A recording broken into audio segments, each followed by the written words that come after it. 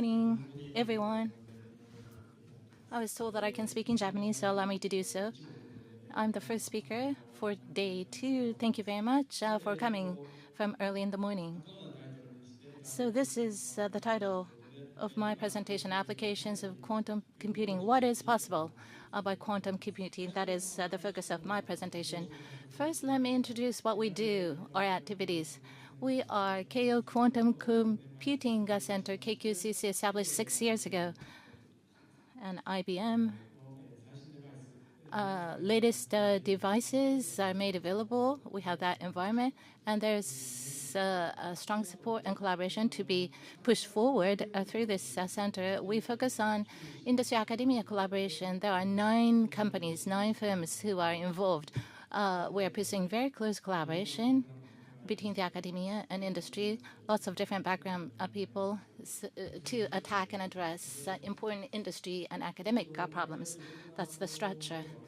We have had many achievements. Here's an excerpt of what we've done so far. So quantum computer, how can it be made more accurate, efficiently? So pulse engineering to enhance coherence, timing, basic studies, above applied science, near-term applications, image classification, financial indicator, curriculum to be calculated. At the top, FTQC, long-term applications, pattern matching, molecular designing, financial risk calculations. So these are the problems we have addressed so far. Reservoir computing. This is near-term application, long-term application. I would like to talk about PD simulator and so forth. First, reservoir computing.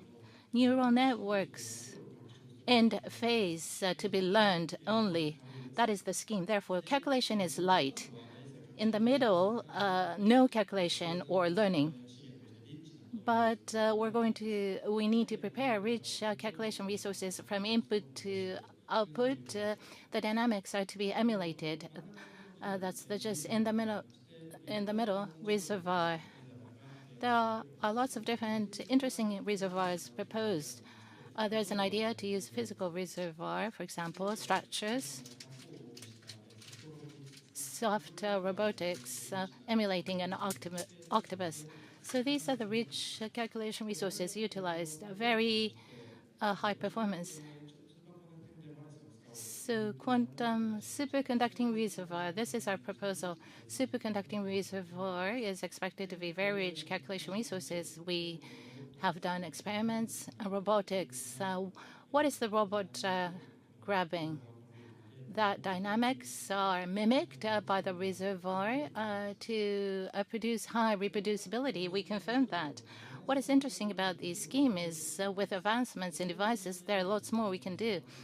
IBM's superconducting reservoir, repeated measurement is possible. So measurements to be repeated many, many times. With that, high linearity, rich calculation resources can be brought to bear. And sometimes it breaks down, you may know, but we are being gentle. We destroy rather gently to extract information, if you will. And 120 qubits, quite a large number, can be used. So 120 qubits are used in our experiment. And entanglement is quite tight.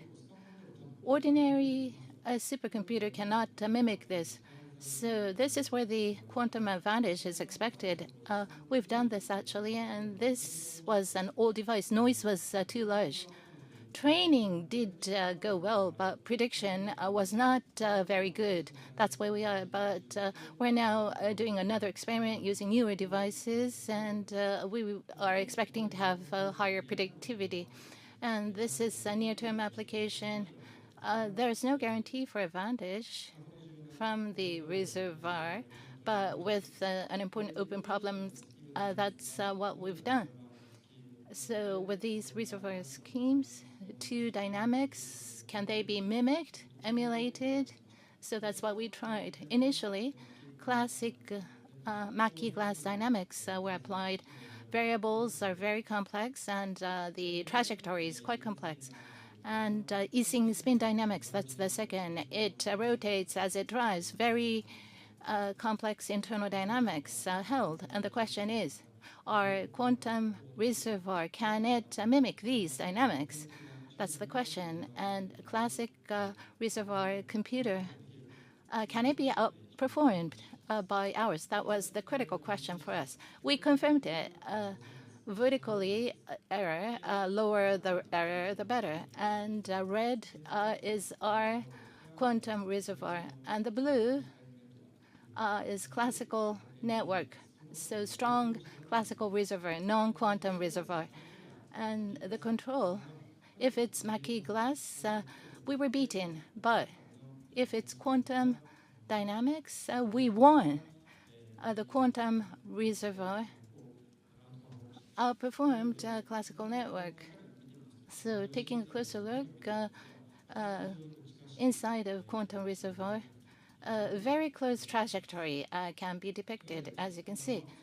So it is only numerical calculation so far, but a quantum dynamics approximation is something that we can expect out of this. Feynman said that quantum computing should be used for quantum chemistry. That's why he proposed, and I think this is one way to realize that. So FTQC long-term application, here's one example, PD, a partial differential equation to be simulated using quantum computer. For example, heat, audio, electromagnetics. There are lots of areas where this can be applied using quantum computer. This is wave form equation. Depicts how wave propagates, and it can be mapped to a Schrödinger equation, interestingly. Schrödinger equation, this is quantum dynamics, which can be followed by our computer.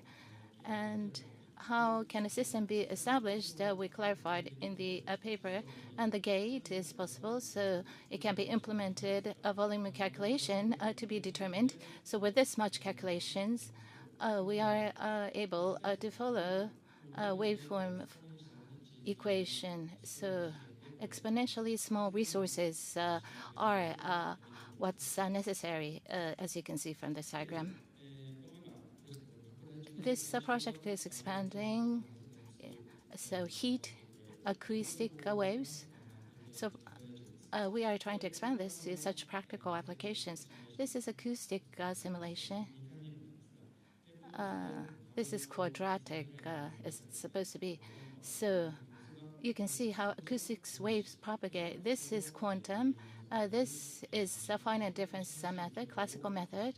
So both are quite similar to each other. And in the case of heat, the same. So the source of heat propagates and expands. So various applications could be considered. Weather forecasting in the future.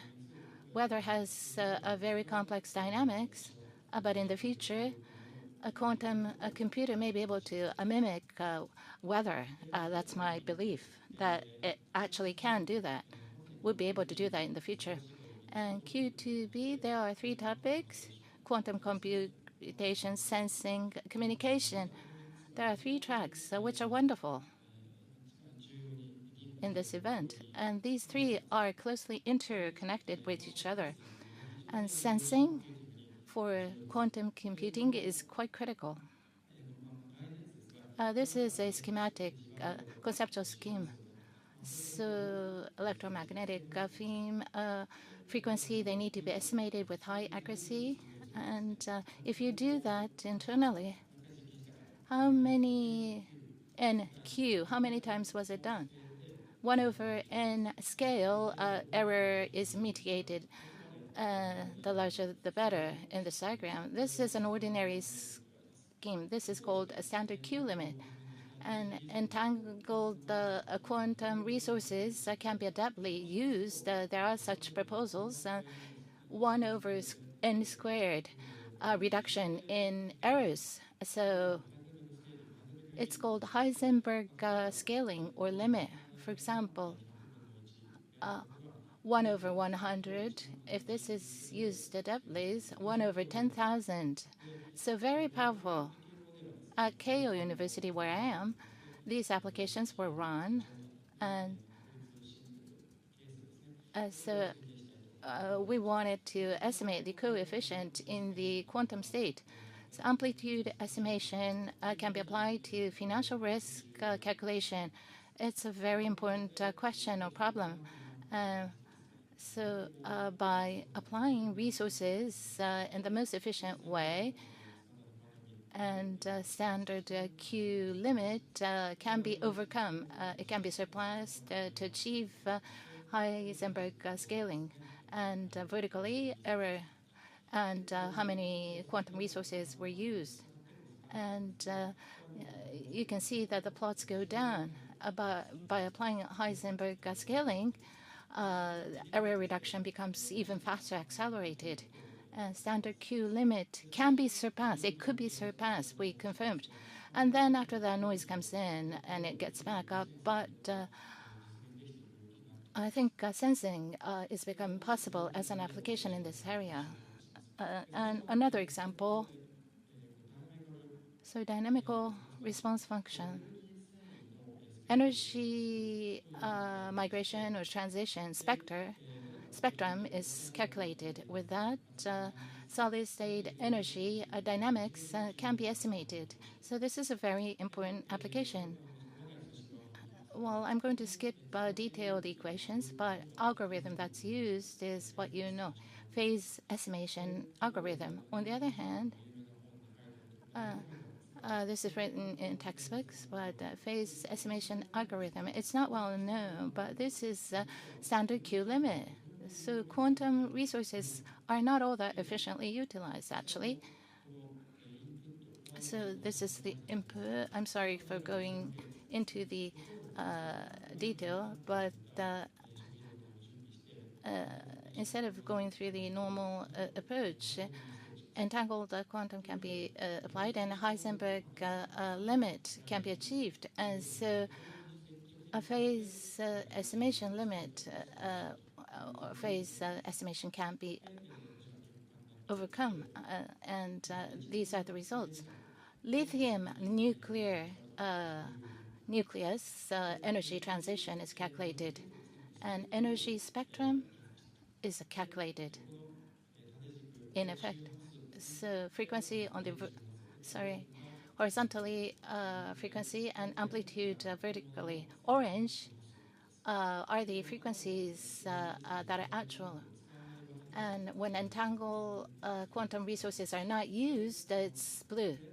And red represents quantum resources used adeptly, quantum enhanced spectrum. So it's much sharper, obviously. Those who have done spectrometry, I'm sure you know, spectrum needs to be sharp as possible. That's the basics. So with EPE, it's sharper, and the details are in the table. The error, without quantum resources compared to without quantum resources, accuracy is much, much better, 100 times better, 10 times, 100 times better. In terms of estimation, I'm sorry for being abstract, but lastly, so in my view,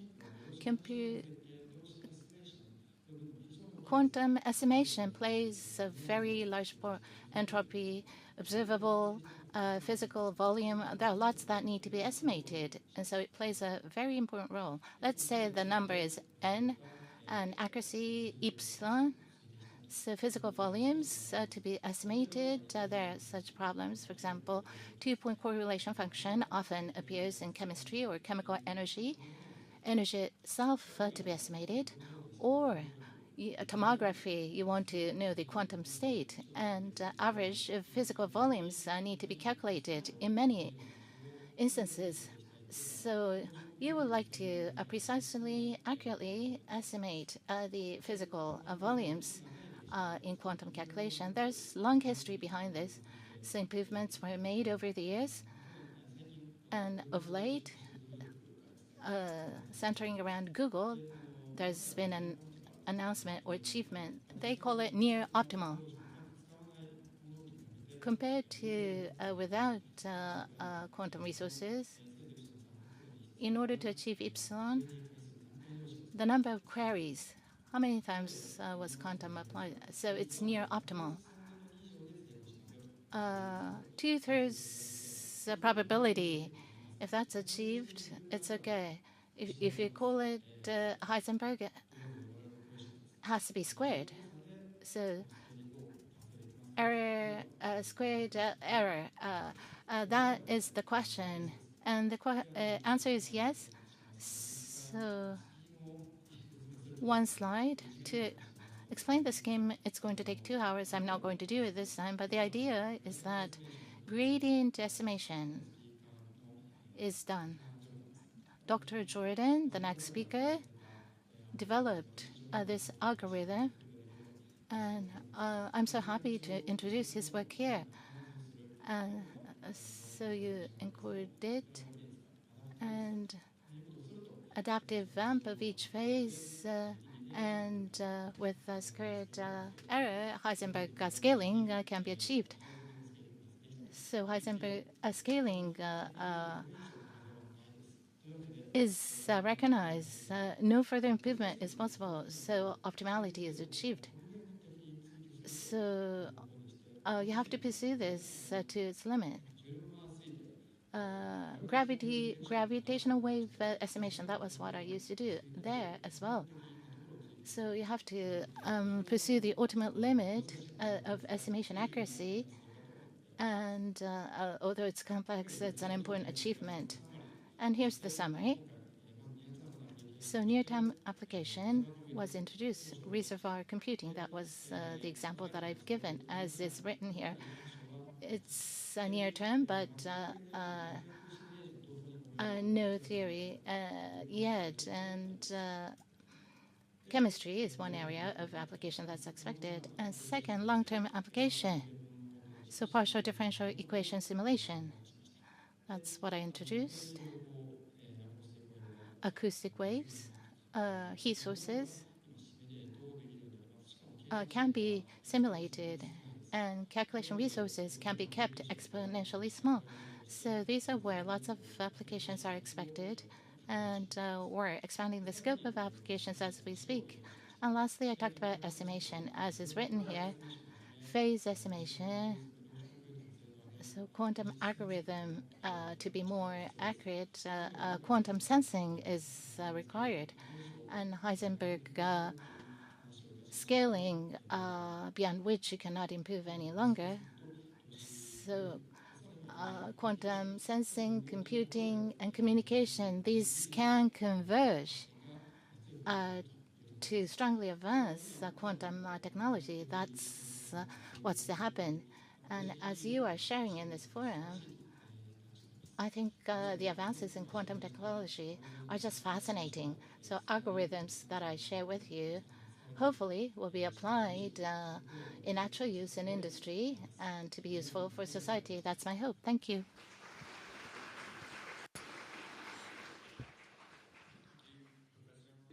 I'm sorry for not mentioning this up front, but Slido can be used to ask questions to the extent time allows. So if you have questions of the speakers, we would like to take them up for the speakers to answer. So scan the QR code, send questions using your smartphone. So maybe I'll do the first one in Japanese. 微分方程式を I'm interested in differential equation, but nonlinear dynamics. Can it be done? Nonlinear dynamics is something that we are tackling right now. It's difficult. It's new. So can I ask in English? In English, you demonstrated the application of quantum computing to a variety of problems. How many more problems can be solved with quantum computers? How many problems? Actually, I don't know. Actually, I believe that many problems like quantum computation can be applied. Yes. Yeah. Thank you. And then the final question for now. For many cases in PDE problems, solution should be a vector in large dimension, i.e. wave function. How do you treat this? Well, actually, the usual finite element method makes a grid, and thousand grid is used. But the quantum computation can capture such an exponentially large space. So exponentially at the log scale reduction of the space is actually possible. This is actually the trick.